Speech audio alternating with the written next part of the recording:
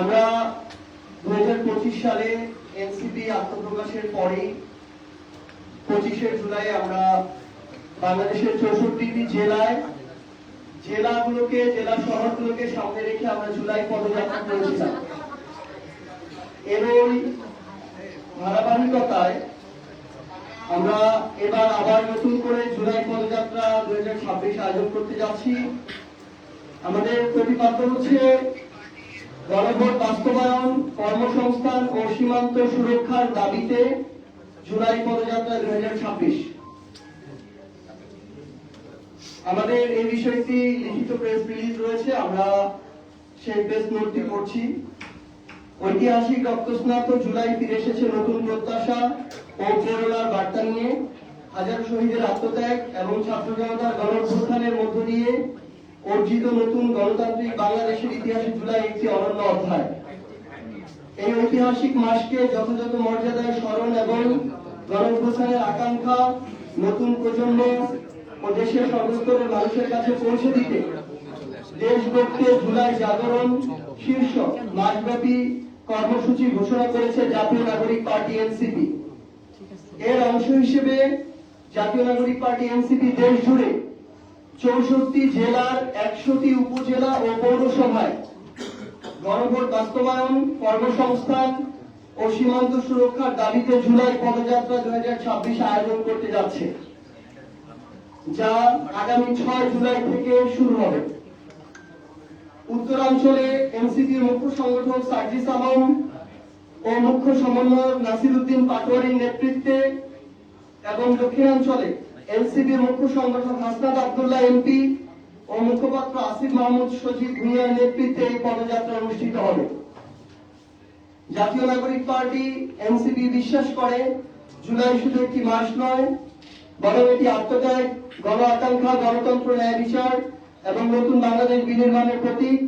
তাই মাসব্যাপী এই কর্মসূচির মাধ্যমে সমাজের সকল শ্রেণী পেশার মানুষকে সম্পৃক্ত করে জুলাইয়ের আকাঙ্ক্ষা নতুন প্রজন্মের কাছে পৌঁছে দেওয়া, শহীদদের অবদান স্মরণ করা এবং দেশ গঠনের অঙ্গীকার আরো সুদৃঢ় করাই হবে এই আয়োজনের মূল লক্ষ্য। দেশ গড়তে জুলাই জাগরণ কর্মসূচির অংশ হিসেবে জুলাই পদযাত্রা 2026-এ দেশের সর্বস্তরের নাগরিক, তরুণ সমাজ, সাংস্কৃতিক কর্মী, পেশাজীবী, শিক্ষার্থী সহ সকলকে স্বতঃস্ফূর্তভাবে অংশগ্রহণের জন্য আহ্বান জানাচ্ছে জাতীয় নাগরিক পার্টি এনসিপি।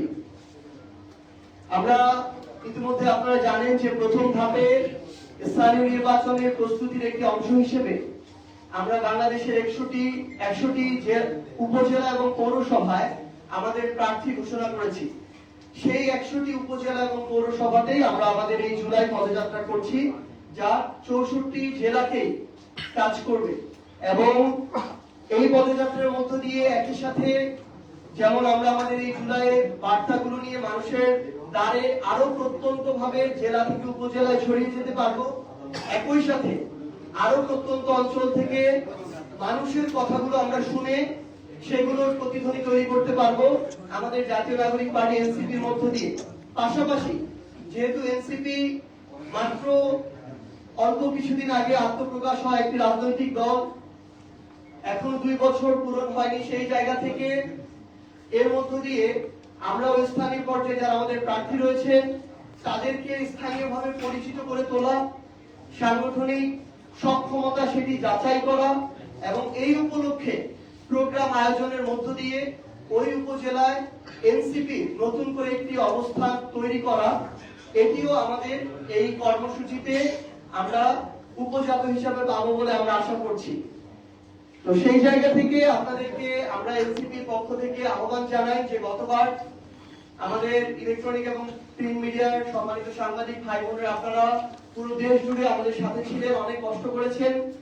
আমরা আমাদের এই মূল প্রতিপাদ্য যেটি রয়েছে এটির পাশাপাশি আরো অন্যান্য বিষয় যেমন নিত্য প্রয়োজনীয় দ্রব্যমূল্যের ঊর্ধ্বগতি, গ্রামাঞ্চলে মানুষ প্রচন্ড বিদ্যুৎ সংকটে ভুগছে, আমরা মাঠ পর্যায়ে যখন দেখি সার থেকে শুরু করে কৃষকের প্রয়োজনীয় যে জিনিসপত্রগুলো, কীটনাশক প্রত্যেকটির দাম সিন্ডিকেটের কারণে অনেক হারে বৃদ্ধি পাচ্ছে। আমরা দেখতে পাচ্ছি সরকারের পক্ষ থেকে রাষ্ট্রীয়ভাবে যে সুযোগ সুবিধাগুলো দেওয়া হচ্ছে সেটা শুধুমাত্র একটি দল, ক্ষমতাসীন দল বিএনপি নেতা কর্মীদেরকে দেওয়া হচ্ছে। বিএনপি 50% ভোট পেয়ে এবার নির্বাচিত হয়েছে, তাহলে বাকি যে 50% মানুষ, যাদের মধ্যে অনেকে আছে অত্যন্ত নিডি, যারা অত্যন্ত একটা কঠিন সময় পার করছে, সেই মানুষগুলো এই সুযোগ সুবিধাগুলো পাচ্ছে না। তাহলে এই বিষয়গুলো আমরা শুনতে এবং তুলে ধরতে মাঠ পর্যায়ে যাচ্ছি। আপনারা এই জায়গায় আমাদের সাথে পূর্বের মতো থাকবেন, এটা আমাদের প্রত্যাশা। এবং এই কর্মসূচির অংশ হিসেবে আমরা 16 তারিখে যখন আমরা রংপুরে থাকবো, উত্তরাঞ্চলের আমাদের যে টিম সেটি পদযাত্রায় রংপুরে থাকবে 16 তারিখে সকালে 10টায়। আমরা যেদিন আমাদের জুলাই শহীদ দিবস, যেদিন আমাদের ভাই আবু সাইদকে হত্যা করা হয়, সেদিন আমরা আবু সাইদের কবর জিয়ারতের জন্য যাব এবং দোয়া মোনাজাতে সেখানে কর্মসূচিতে অংশগ্রহণ করব। পাশাপাশি 15 জুলাই আমরা কুড়িগ্রামে একটি কৃষক সমাবেশ করতে যাচ্ছি একই সাথে আমাদের পদযাত্রার অংশ হিসেবে। এবং সেই ঐতিহাসিক কৃষক সমাবেশের মধ্য দিয়ে জাতীয় নাগরিক পার্টি এনসিপি আরেকটি উইং, আরেকটি অঙ্গ এবং সহযোগী সংগঠন জাতীয় কৃষক শক্তি সেদিন আত্মপ্রকাশ করবে। তো এই হচ্ছে আমাদের জুলাই পদযাত্রার আজকের যে প্রেস ব্রিফিং এর মূল কথা। এখন যদি আপনাদের যে কোনো প্রশ্ন থাকে, প্রশ্ন না থাকলে আমরা শুধু একটা বিষয় উল্লেখ করি। আমরা আমাদের আজকের প্রেস রিলিজের অংশ এবং আমাদের পুরো পদযাত্রার যে আমাদের একদম রোড ম্যাপ, এটা আমরা আপনাদেরকে দিয়ে দিব। আমাদের 6 তারিখে অর্থাৎ আগামী সোমবার বিকাল 4টায় গাজীপুরের কালীগঞ্জ উপজেলায় এবং রাত 8টায় ঢাকা জেলা উত্তরের সাভার উপজেলায় আমাদের পদযাত্রা কর্মসূচি শুরু হচ্ছে। আমাদের জাতীয় নাগরিক পার্টি এনসিপি আহ্বায়ক, সদস্য সচিব, মুখ্য সংগঠন থেকে শুরু করে শীর্ষ নেতৃত্ব আমাদের এই উদ্বোধনী দিনে 2 জায়গাতেই থাকবেন। এবং 7 তারিখ থেকে আমাদের দক্ষিণাঞ্চলের পদযাত্রা শুরু হবে কক্সবাজারের উখিয়া উপজেলা থেকে। অর্থাৎ দক্ষিণাঞ্চলটা শুরু হবে কক্সবাজারের উখিয়া থেকে, একদম সর্বশেষ দক্ষিণ প্রান্ত থেকে। এবং উত্তরাঞ্চলেরটা আমরা শুরু করছি ঢাকা সংলগ্ন যে আমাদের পয়েন্ট গাজীপুরের কালীগঞ্জ এবং হচ্ছে আমাদের সাভার উপজেলা থেকে। এটা আমরা আগে থেকে জানিয়ে রাখলাম। প্রশ্ন ছিল জি,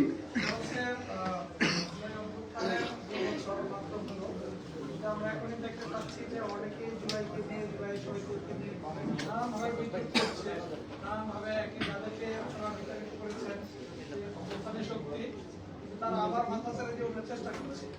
সেই ক্ষেত্রে আমরা আসলে রাষ্ট্রের কোনো পদক্ষেপ, শক্ত কোনো পদক্ষেপ দেখতে পাচ্ছি কিনা, অথবা আপনারা যে কর্মসূচিগুলো দিয়েছেন সেখানে এই দাবিগুলো আসছে কিনা একটু ক্লিয়ার করবেন, যে এখানে আসলে এখনো পর্যন্ত দল হিসেবে আওয়ামী লীগের বিচারের কোনো আসলে অগ্রগতি আছে কিনা, আপনারা কি দেখছেন? প্রথমত আমাদের গতবারের জুলাই পদযাত্রা আমাদের 3টি বিষয় ছিল: বিচার, সংস্কার এবং নতুন সংবিধান। তো সেখানে আমাদের এই যে বিচারিক প্রক্রিয়া, এই চলমান প্রক্রিয়াটি আমাদের কর্মসূচির প্রত্যেকটা বক্তব্যের অংশ এবং আমাদের রাজনৈতিক কর্মসূচির অংশ। এটা শুধু পার্টি হিসেবে জাতীয় নাগরিক পার্টি এনসিপির চাওয়া নয়। আমরা মনে করি যারা জুলাই অভ্যুত্থানে অংশগ্রহণ করেছে, যেই দলেরই হোক, যেই ধর্মের হোক, যেই মতের হোক, প্রত্যেকেই তাদের জায়গা থেকে চাইবে যে আমাদের এই যে প্রয়োজনীয় সংস্কারগুলো, যেগুলো গণভোটে রায় হয়েছে, সেই সংস্কারগুলো হতে হবে। এবং যারা এই স্বৈরাচারী শক্তি ছিল, যারা এই গণহত্যার নির্দেশদাতা, গণহত্যার সাথে জড়িত, তাদেরকে বিচারিক প্রক্রিয়ার মধ্যে নিতে হবে। আমরা আজকে আমাদের স্বরাষ্ট্রমন্ত্রী জনাব সালাউদ্দিন আহমেদের বক্তব্য শুনেছি। সেখানে শহীদ পরিবার এবং জুলাই যোদ্ধা আমাদের যারা রয়েছেন তাদেরকে নিয়ে যে আয়োজন আমাদের মাননীয় প্রধানমন্ত্রীও ছিলেন, সেখানে স্বরাষ্ট্রমন্ত্রী জনাব সালাউদ্দিন আহমেদ স্পষ্টভাবে বলেছেন যে এই আওয়ামী লীগ হচ্ছে গণহত্যার রাজনৈতিক দল, রাজনৈতিকভাবে আওয়ামী লীগের পতন হয়েছে এবং দল হিসেবে আওয়ামী লীগের বিচার করা হবে। আওয়ামী লীগের দাফন হয়েছে দিল্লিতে এবং এই আওয়ামী লীগ বাংলাদেশের রাজনীতিতে আর কোনোদিন ফিরে আসা সম্ভব নয়। আমরা চাই বিএনপির মুখপাত্র হিসেবে জনাব সালাউদ্দিন আহমেদ যে বক্তব্য দিয়েছেন, এই বক্তব্য, কথা এবং কাজে আমরা যেন এটার বাস্তবায়ন দেখতে পাই। এবং আমরা প্রত্যাশা করি গণঅভ্যুত্থানে অংশগ্রহণকারী রাজনৈতিক দল হিসেবে বিএনপির প্রত্যেকটি নেতা কর্মী তাদের অন্তরে এই চাওয়াটি ধারণ করে। অল্প কিছু আমরা সোশ্যাল মিডিয়ার বিভিন্ন মাধ্যমে আমরা দেখতে পাচ্ছি যে বেশ কিছু মানুষ যাদের নাম বলে আমরা তাদেরকে ওই গুরুত্বটুকু আরোপ করতে চাই না, তারা জুলাইকে নিয়ে বা এই অভ্যুত্থানকে নিয়ে স্বৈরাচারের পক্ষে, খুনিদের পক্ষে, গণহত্যাকারীদের পক্ষে, যারা 1400 মানুষকে খুনের নেতৃত্ব দিয়েছে, শাপলায় গণহত্যা ঘটিয়েছে, পিলখানায় গণহত্যা একটা ঘটিয়েছে, এই মানুষদের পক্ষে যারা এখনো সাফাই গায়, এটা আমাদের আসলে সামগ্রিক, আমরা যারা জুলাই একসাথে অংশগ্রহণ করেছিলাম, সেটা বিএনপি বলেন, জামায়াত বলেন, এনসিপি বলেন, অন্যান্য রাজনৈতিক দল আছে যারা বলেন, এটা আমাদের সামগ্রিক একটা দায়বদ্ধতা যে আমরা ওই সকল গোপন এবং প্রকাশ্য এই খুনিদের দোষর এবং তাদের সহযোগীদের এখন পর্যন্ত বিচার নিশ্চিত করতে পারিনি। তাদের যদি বিচারের রায় হতো এবং এগুলোর যদি কার্যকারিতা থাকতো, তাহলে আজকে তারা কখনোই গর্ত থেকে মাঝে মাঝে উঁকি দিয়ে এই কথাগুলো বলার সাহস পেত না। ঠিক যেমনি ভাবে আমরা মনে করি যে আমাদের ভাই শহীদ শরীফ ওসমান হাদি, তাকে দিনে দুপুরে প্রকাশ্যে হত্যা করা হলো, সবকিছুর ফুটেজ আছে, তার হত্যাকারীদেরকে ভারতে গ্রেফতার করা হলো, মাসের পর মাস চলে যাচ্ছে, তাদেরকে ফিরিয়ে এনে যখন বাংলাদেশে, যেটা শুধু বাংলাদেশ না পুরো বিশ্বে একটা সারা ফেলে দিয়েছিল, পুরো বিশ্ব বিবেককে নাড়িয়ে তুলেছিল, সেই আসামিদেরকে যখন এনে বিচার নিশ্চিত করা যাচ্ছে না, তখন আসলে ওই গণহত্যাকারীর সহযোগীরা কিংবা গণহত্যার দোষরা এভাবে সাহস পাবে, আস্ফালন শুরু করবে। তো এই জন্য বিএনপিকে সরকার হিসেবে দায়িত্ব নিতে হবে যেন অতি দ্রুত আমাদের আন্তর্জাতিক অপরাধ ট্রাইব্যুনালের মাধ্যমে, আমাদের বিচার বিভাগের মাধ্যমে এই বিচারিক প্রক্রিয়াগুলো শেষ হয় এবং রায়ের পরে যেন অতি দ্রুত এগুলো কার্যকারিতা হয়।